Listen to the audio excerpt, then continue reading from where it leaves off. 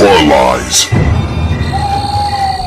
Hey guys, Rob from Georgia here with you, your Wednesday night host at BodyBags. And why does it feel like it has been forever since I've uttered those words? I don't know. It's just maybe it's just Christmas time and just a lot packed in and days feel longer and or at least they ought to in a good way, right?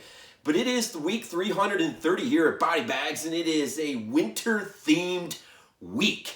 And with that, I thought I'd go back and pull a movie off my shelf that I haven't watched in a while, but I remember liking. And of course, Lawrence Kasdan's one of the few films that he directed, Dreamcatcher.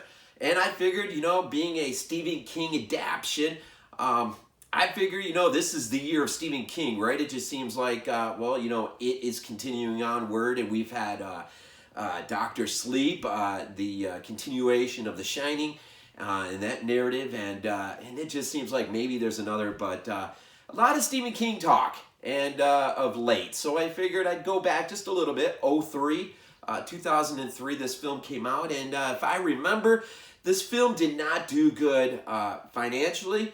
It was pretty much a bomb, and the critics, although I don't put a lot of stock into critics, they apparently weren't too fond of it either, and this had a negative impact on Lawrence's terms of his filmography and the films that he would continue on working on.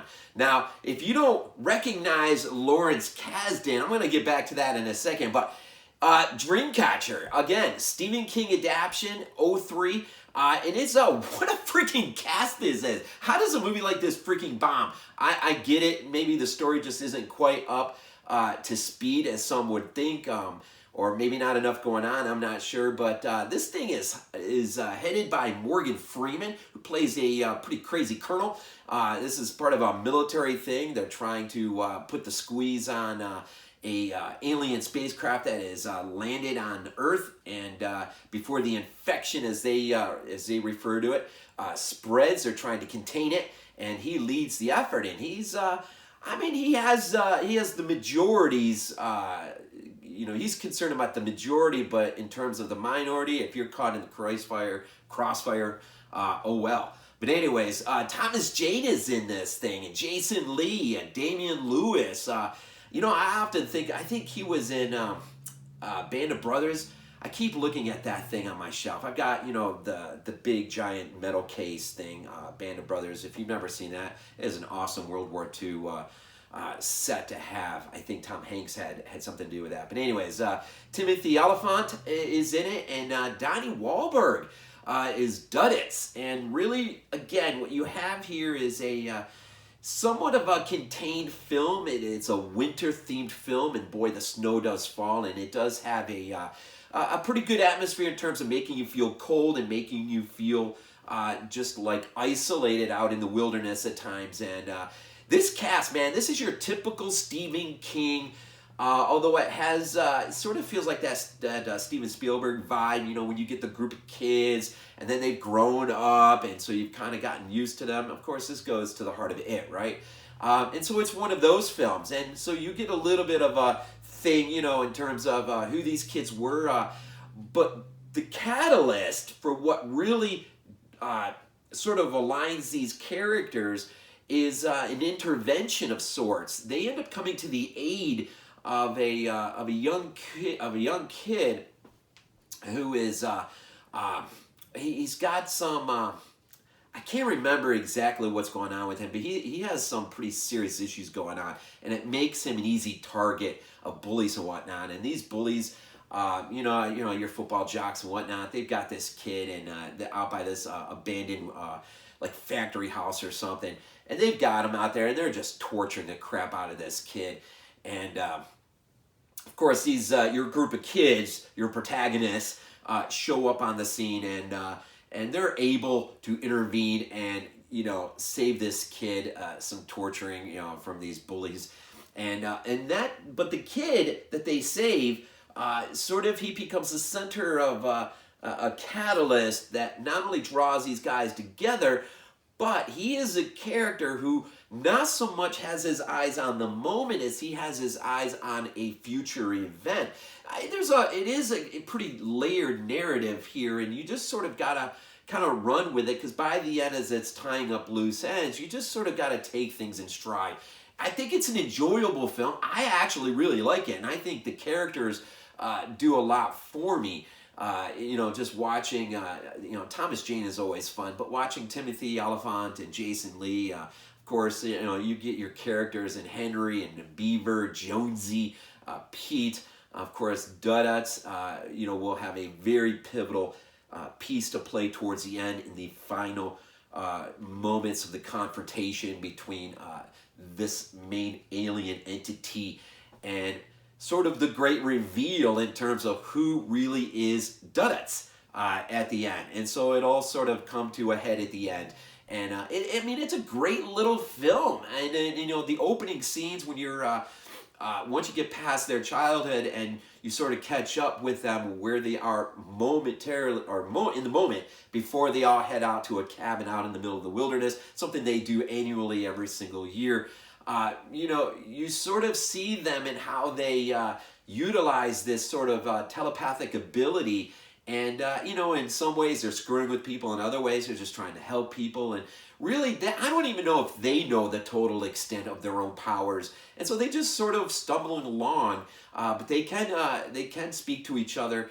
I think they can speak to each other, telepathically. And but anyways, you just get a nice, nifty little group of characters who are out in the wilderness, and as all these events sort of come to the forefront. I actually, I'll say this. I've seen, finally, It Chapter 2. I enjoy this group of character cast and how they deal with the threat as a united group towards the end.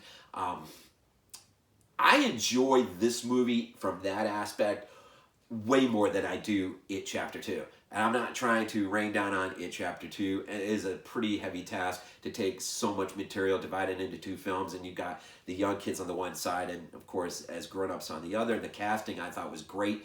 And there's just some moments better than others for me, but I really like Dreamcatcher. I think it's, it's the word I'm looking for.